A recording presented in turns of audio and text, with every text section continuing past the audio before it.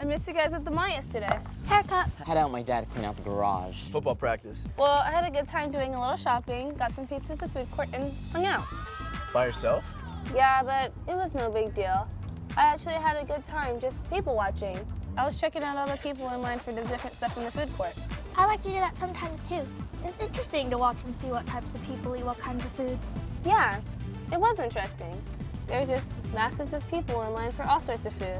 It was kind of cool to see that people from various cultures were eating from cultures not their own. Huh? You know, like all mixed up.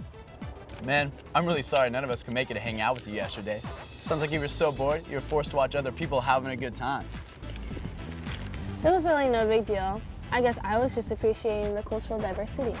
If you ask me, people can't or won't appreciate one another because they focus on the differences. We should look to each other and recognize the ways that we're the same. And after realizing that we're not really all that different, we can take a genuine interest in the subtle ways that we are all unique.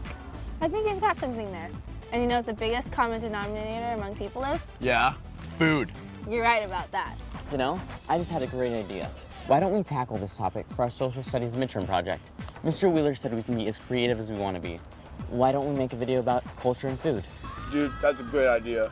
Yeah, we can shoot different video segments around town, maybe even in a few restaurants. And then cut it together like one of those TV news magazine shows like 60 Minutes or Dateline. What kind of food should we use? We could use rap. Rap? You want to make a music video about food? No, not rap music, rap food. Every culture has one. In Mexico, it's the burrito. In China, the egg roll. And I just saw this on the Food Network, that in Greece, they have food called domades.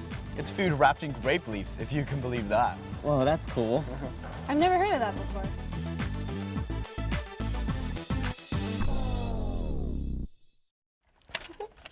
All right, Amy, we're ready. Put it in. I'm so excited. Hi everyone! For our group project, we looked for a way to set aside our cultural differences and instead focus on the ways that we are all similar. Food seemed to be the best metaphor for this, and in our example, we are going to talk about food that is wrapped or rolled. Inside is Amy Tran, who is going to talk to us about the Mexican burrito. Take it away, Amy. Thanks, Kimberly. We decided to start off with a burrito because we thought most of you have probably already tried one. The word burrito, translated into English, means little donkey. Don't believe anyone that tells you they're called little donkey because they were originally made with donkey meat. In fact, the now popular food is attributed by some to a man named Juan Mendez, who sold tacos from a cart during the Mexican Revolution of 1910. As a means to keep his food warm and make it more portable, Juan had the idea of putting the food inside of a large tortilla. His invention was a success, and soon people came from all over to sample his new food. Oh, did I mention that Juan's food cart was pulled through the streets by a little donkey? That's right. People sought after Juan's invention by asking for the food of the burrito, and I guess the name just stuck. Hello. Today we're here with Chef Matt, who's going to demonstrate how a typical burrito is assembled. Well, the first thing we want to do, we want to start with our tortilla, and we're going to place it on our flat top to heat it up. Anytime you roll a burrito, you want to make sure your tortilla is hot, because that's going to let us roll it and it's not going to tear.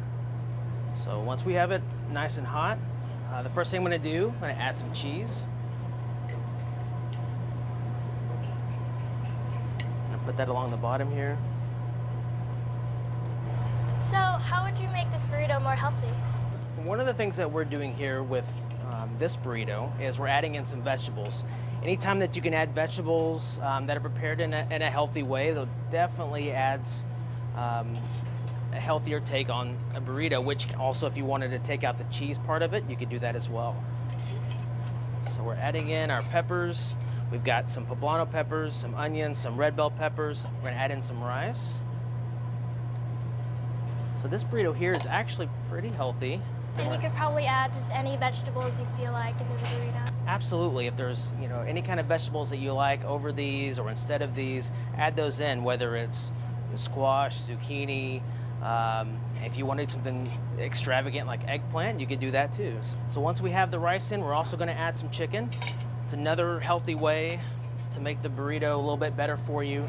Now we've got a burrito that's portable and ready to go. And there you are. Wow, that looks good. I'm sure this is almost as good as those made by Juan Mendez on the streets of Chihuahua, Mexico.